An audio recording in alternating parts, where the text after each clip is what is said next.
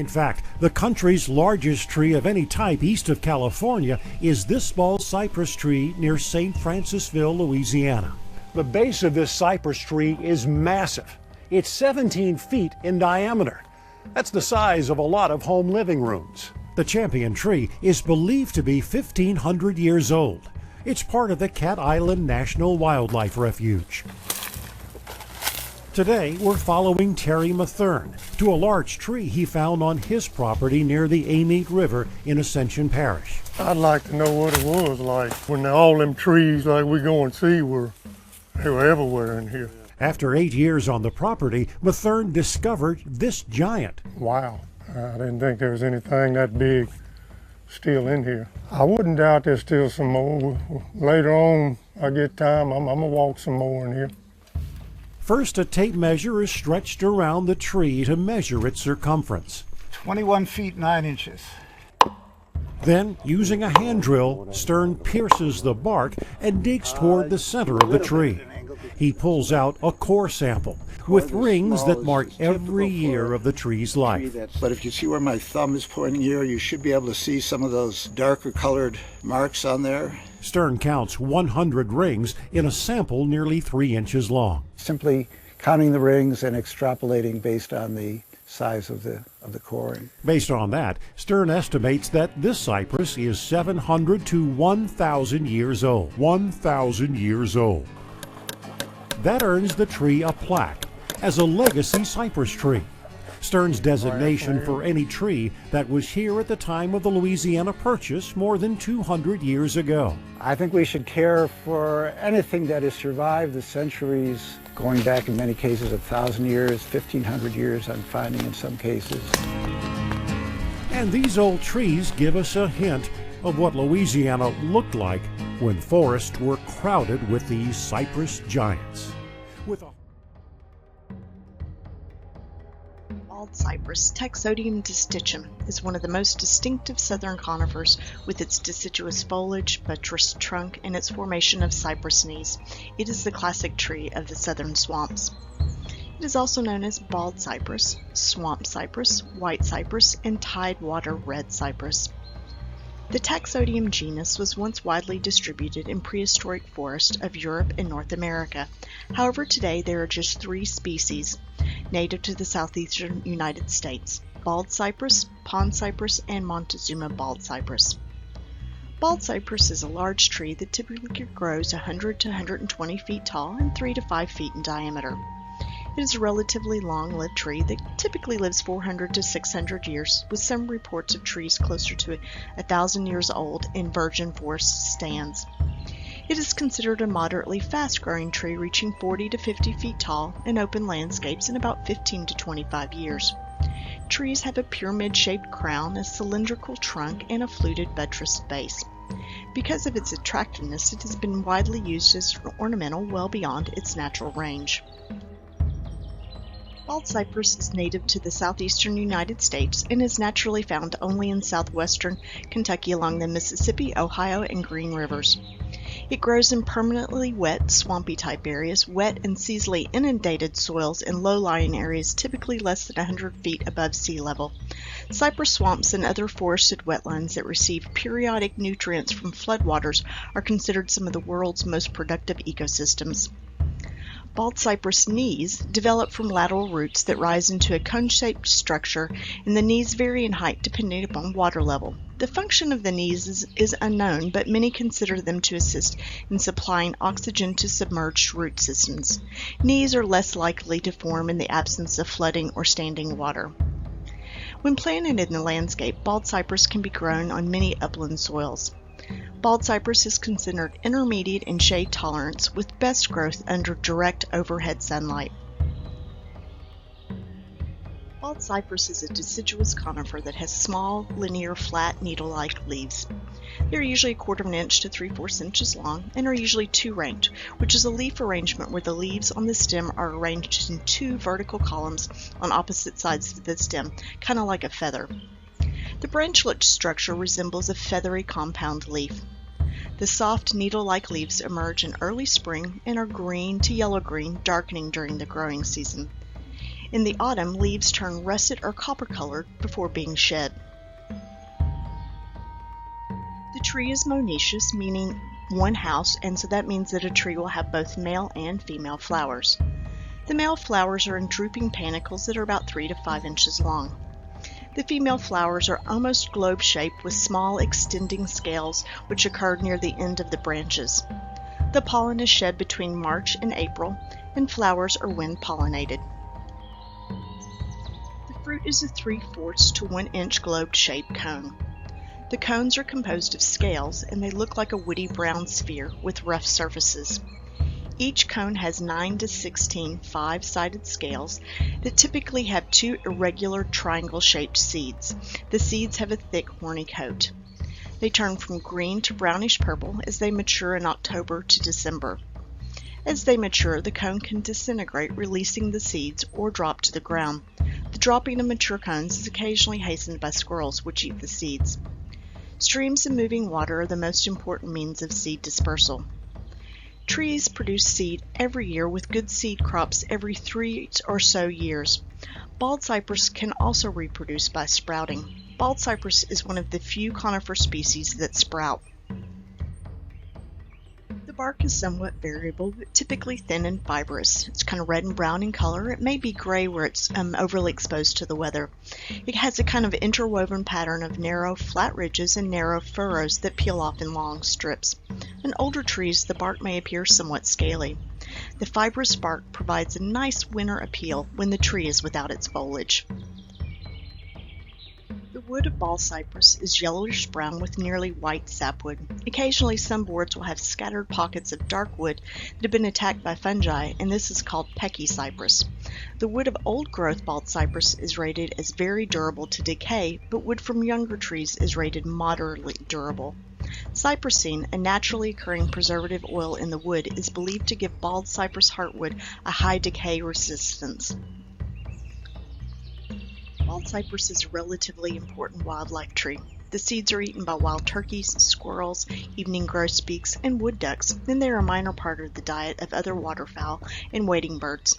The yellow-throated warblers also forage in the Spanish moss and the resurrection fern that grow in the trees. In addition to providing food, the trees provide nesting sites for bald eagles and osprey, and the prothonotary warblers nest in the cavities of the knees. Catfish spawn in submerged hollow logs, and generally bald cypress-dominated ecosystems are typically rich in wildlife diversity. The wood is used for construction, particularly exterior construction, interior trim, veneer, planking in boats, river piling, shingles, cabinetry, and even unique furniture. The trees are widely used in landscaping, and it's a source of the popular cypress mulch, which is used by gardeners and landscapers. The national champion bald cypress is in West Valencia, Louisiana. It is 626 inches or 52 feet in circumference. It's 91 feet tall with an 87-foot crown spread. The Kentucky champion bald cypress is in Woodford County. It's 127 inches in circumference, 100 feet tall, with a 62-foot crown spread. If you'd like to know more about champion trees, check out American Forest National Champion Trees, or check out the Kentucky Division of Forestry Champion Trees. Now for a few fun facts about bald cypress. Bald cypress is a state tree of Louisiana. The seeds of the bald cypress were once an important food source for the now extinct Carolina parakeet. Cypress swamps help to maintain high regional water tables, and they can also be used to provide advanced wastewater treatment for small communities. The extensive root system along with the buttressed base make bald cypress wind firm in soft, wet soils. Even winds of hurricane force rarely overturn them. The oldest living bald cypress tree identified is more than 1,600 years old, according to a research study published in the Environmental Research Communication Journal. As of 2019, the tree was growing along the Black River in the state of North Carolina. The genus name Taxodium is from the Latin of the yew tree, taxus, and Greek idios, which means similar to. The species name Distichum is from the Greek di, which means two, and stichos, which means rank, referring to the two ranked leaves. Thanks for joining me to learn about the bald cypress. I hope you get the opportunity to get out into your woodland, local park, or neighborhood and enjoy the beauty of the bald cypress.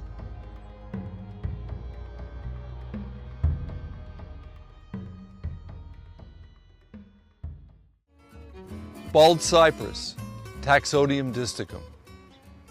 It's one of my favorite native trees. Its native range is from the middle of Delaware or southern Delaware, south through the southeastern United States, over to Louisiana and into East Texas. It's a very fast-growing tree, but interestingly enough, it's a very hard wood. Usually you don't associate those two traits. It's also a very rot-resistant wood. Cypress was used as underpinnings for foundations and for greenhouse carpentry because it resists the onslaughts of water. It can reach well over 100 feet in the wild. Under cultivation, you might get 60 to 70 feet easily. This tree that I'm standing next to was planted 6 years ago as a 1.5 foot seedling, and this is very typical of its growth. It will grow at least 2 feet a year if it's happy. It prefers plenty of moisture at its feet. If you think of the swamps of northern Florida and Georgia and in Louisiana, that is where these trees really excel at their best growth. Plenty of water, full sun is also important. Although, of course, in the woods, in the native stands, the young trees will shoot up in kind of light shade. This tree, along with a select number of species, is what we call a deciduous conifer. It is a conifer like a pine tree, but it drops its needles in the fall. The fall color is kind of interesting. It's a wonderful bronze and stays on the plant for a couple of weeks in late October, November here in New Haven. But in the early spring, the light green growth begins to come out, to emerge. And this is a wonderful, wonderful color of green in the landscape this time of year. When you're thinking about planting a bald cypress, first of all, you want enough room in your yard for the thing to grow, the top, but you also have to consider such issues as if you have a drain field for your septic system, you will not want to plant this plant close to that because its roots will infiltrate and maybe cause problems for that down the road. So separate them as far as you can. Now, where bald cypress are really happy is in like I say, in the swamp-like conditions. And in those conditions, they begin to grow what is called knees.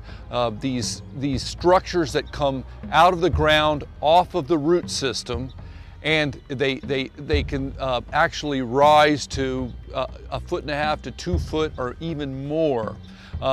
They're not really sure exactly why these knees form under those conditions. It's been posited that it could be for structural support. It could have something to do with the exchange of air and gases. No one's come up with a definitive answer to that as far as I know. It is a large-growing, a fast-growing tree, and it's deciduous, so it may come in handy if you want shade and to block a view during the summertime, but in the wintertime you want the sunlight to penetrate to your yard. It'd be a great tree for that.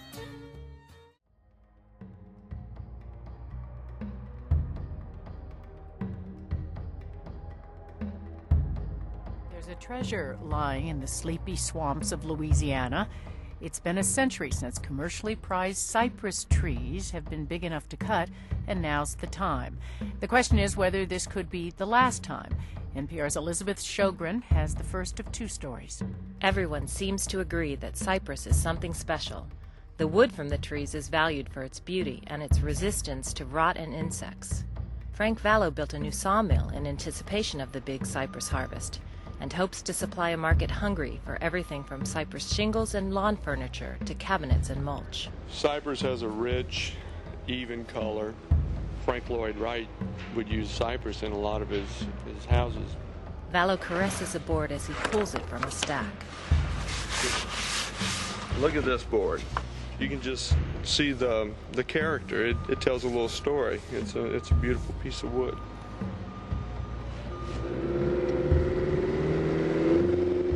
Ecology professor Gary Schaefer loves cypress too, but from a different perspective. As he pilots a flat-bottom boat through murky swamp water, he points to the trees. Their trunks flare near the base and slim as they rise 75 to 100 feet toward the sky. Their branches stretch broadly into lush, cone-shaped canopies. The cypress are the majestic-looking ones. There are very few species on planet Earth can handle this amount of flooding. They have an average of maybe a foot or so of water on them. He hops out of the boat and wades into knee-deep water for a closer look at the trees. Cypress is a deciduous conifer, a very beautiful tree related to the redwood. He says cypress plays a crucial role in the swamps that cover hundreds of thousands of acres of coastal Louisiana. These swamps prevent floods by collecting stormwaters. They also clean water by filtering out pollution and provide habitat for a wide variety of animals, like migratory songbirds. Ivory-billed woodpeckers, thought to be extinct until a few weeks ago, once thrived in these swamps. Schaefer fears what will happen if loggers cut down the trees. The area could convert to some sort of a marsh, could just turn straight into open water. He says the loss of cypress trees upsets the whole ecosystem. The swamps that have turned into marshes in this area are completely avoided by birds, and the swamps that are still intact are loaded with neotropical migrants.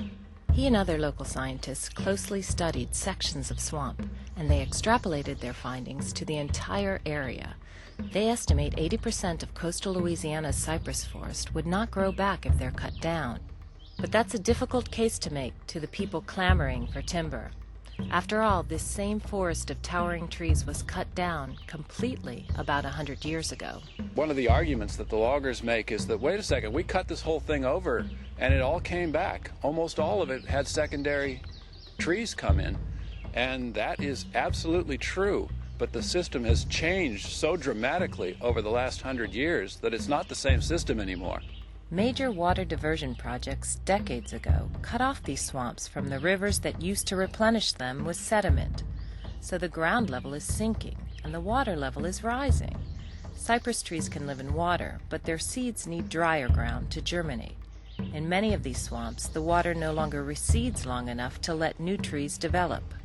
State Forester Paul Fry agrees that some areas wouldn't regenerate if cut, but he argues those fragile areas won't be logged because it's too expensive to get equipment to them. He shows us some recently logged forests where cypress saplings already are growing. These stands can in fact regenerate. That's how they got here in the first place. When they were harvested at the turn of the century, they came back. They can be harvested now and they will come back. At that time, cypress timber fueled a booming economy. Fry says it could boost local economies again, and since most of these forests are on private property, he thinks those owners deserve a chance to cash in now. But this push to log is coming at a time when both the federal government and state governments are making a major investment in restoring these swamps. Mark Davis of the Coalition to Restore Coastal Louisiana says logging needs to be delayed in order to give that public money a chance to work. Unlike 100 years ago, we're talking about investing literally millions and billions of public dollars in an effort to rehabilitate and restore a coastal system that produces vast benefits, not just for Louisiana, but for this nation. Davis concedes that logging is a part of the swamp's future, but he'd like to see them restored first. So would ecologist Gary Schaefer. One of the things we'd like to see is a moratorium placed on logging until, say, a decade from now or 2 decades from now, that swamp is converted back into a sustainable swamp where you could log and have it regenerate on its own. But for now, there's no moratorium and no law that protects the cypress.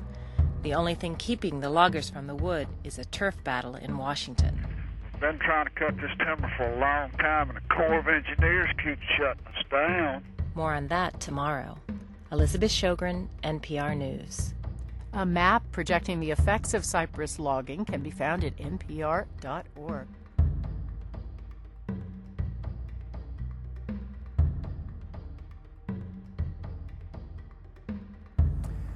The oldest living tree species in eastern North America, the bald cypress, Taxodium disticum, and the Cupressaceae or cypress family. It's also the state tree of Louisiana. What is it doing in upstate New York? Well, it's also perfectly hardy as far north as northern New York, and it makes an excellent ornamental as well as being an important timber species. The foliage, the reason it's called bald cypress is that the foliage actually drops off, unlike most conifers. It is not an evergreen, but the foliage turns reddish bronze in the fall and then will drop off, leaving the tree bald or bare. It is a conifer, so one should expect to see a cone. The cone is different than a typical pine cone in that it's very usual for the scales to fall off of the cone. The cones actually break apart, so you rarely see an intact cone, especially late during the growing season into the fall. All trees have very distinct bark, and the bark on bald cypress is no exception. The bark has what we call our interlacing ridges, and the texture of bark and color are very important to separate different tree species. The color, that gray to reddish color, it becomes even more gray with age, and it's a very shallow furrow, which is another really important feature to identify the bark on this tree. The form is also a very important identification feature on all trees, and the form on bald cypress is initially very pyramidal and then becomes flat-topped with age. And in the south, it's draped with Spanish moss, and it's one of the most beautiful trees in natural settings of any tree in the eastern United States. It also has a very unusual feature in the most wet environments along floodplains and in deep water swamps. And it forms these projections out of the water called pneumatophores, which means breathing roots, or they might be also referred to more commonly as knees. So I brought a pair of my knees along today to show you what they look like, and this is a fairly modest example. They can often be twice this size. In this case, the bark has been stripped off in order to show the wood color of bald cypress is beautiful.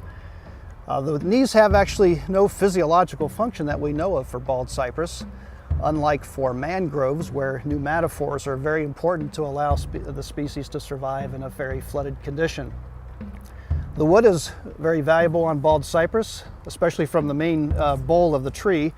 It's quite rot resistant, and it was used extensively before metals were used for greenhouse benches where very rot resistant woods were needed. So the bald cypress, one of our most interesting trees in eastern North America.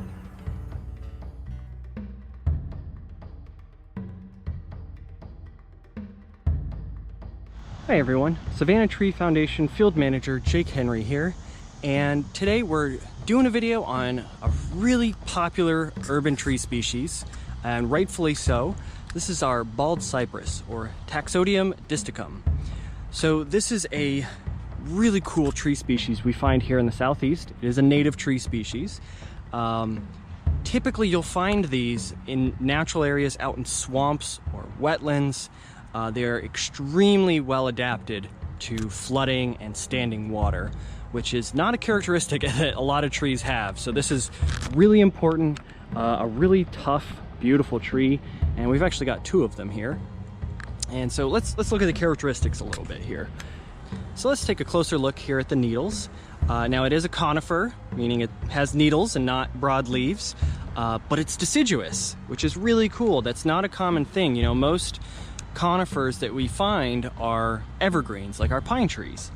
But these actually will lose their needles every year in the fall. They turn a beautiful, almost rust-colored red, and then drop their needles and grow new ones next year. So they're kind of a funky overlap between the two groups. It's not super common, but another tree that tends to do that as well are larches. They also drop their needles in the fall. Let's go over here and take a look at the bark. Also very distinctive. It can have this really beautiful reddish tint to it. kind of flaky. It really can vary a good bit by species, but definitely has a lot of beautiful character. And we can see here, there are actually some really well done pruning cuts at some point a while ago. These are all fully healed over. These look great. It's always a fun little forensics test. See if you can spot where all of the pruning cuts were made on a tree. And you can see them pretty well here. But very beautiful bark, really nice sort of reddish color. And one of the really cool things about bald cypress are cypress knees. So it's a common term used for the roots that actually stick up out of the ground. Now they tend to do this in very wet areas, so it's thought that it's more of a stabilization technique. Really kind of keeps the tree upright in these very wet soils. It's pretty easy for a tree to topple over when the soil is completely saturated, so they need a little bit of help to keep themselves upright. And so these cypress knees are actually a really great way of doing that. So I think there's a couple others over here. We'll go take a look. These are pretty small. You know, typically in urban areas, they get mowed over pretty frequently, so they don't get very big. But out in natural areas, they can be 5-10 feet tall, pretty big. Now, I do want to mention that these trees aren't limited to flooded environments. You know, we're in a park here, doesn't flood here very frequently. So they actually do very well in a wide range of conditions. They're pretty tolerant to urban conditions, some heat, a little bit of drought. But again, they can also tolerate that flooding. So they're almost a jack of all trades. They can do some things really well, and they can do a lot of other things pretty well also. So just a really cool native tree species that we're seeing used more and more, which is great because it is also a large tree. You can see these are pretty good sized trees. Those are probably almost 50 feet tall. So they can provide a lot of great shade for us as well. So really fantastic native tree species that's being used more and more in urban areas, and we're happy about it.